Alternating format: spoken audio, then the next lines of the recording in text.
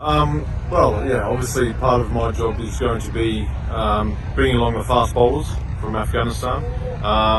Obviously we've got some experience in the squad, so it's going to be good to learn how they go about their business. Obviously we've got some youth as well, and also some guys that have been out of the team so far, and coming through the ranks that I've seen here in the squad, are showing plenty of potential, and it's exciting for me to work with these guys. And obviously they're going to teach me a little bit as well about the way they go about things, and hopefully I can teach them in return about the things I've learned through my career.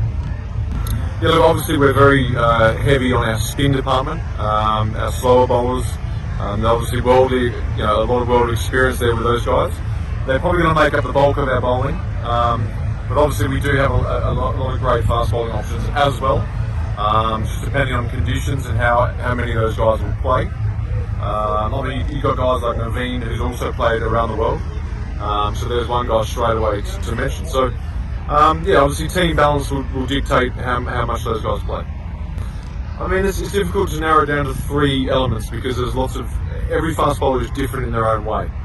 And there's plenty of things you can talk about for fast bowlers to become successful. In T20 cricket alone, I think the ability to back yourself in on the plans you bowl. So, for example, if you want to bowl Yorkers at the death, stick to your plans as a Yorker bowler and back them in. So the ability to not panic and stay with your plans. Obviously, T20 cricket accuracy is a big one. Just being accurate in everything you do. There's not a lot of room for error.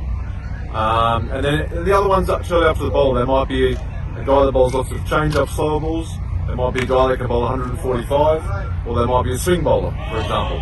So the third one's probably up to the individual. The improvement of fast bowling in Afghanistan, obviously, I think the number one thing is it's a mindset. It's not to realise it's not just about the slow spin bowlers in Afghanistan.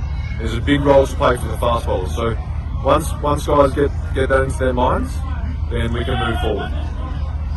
Again, I think it's just the same thing I spoke about for the other fast bowlers not in the squad, is to believe in what they're doing and believe they've got a huge role to play in Afghanistan cricket. Again, everyone talks about the spin bowlers and the slower bowlers. Let's now get the other guys developed into a position where they can play professional cricket, play in World Cups, etc., and become really good fast bowlers.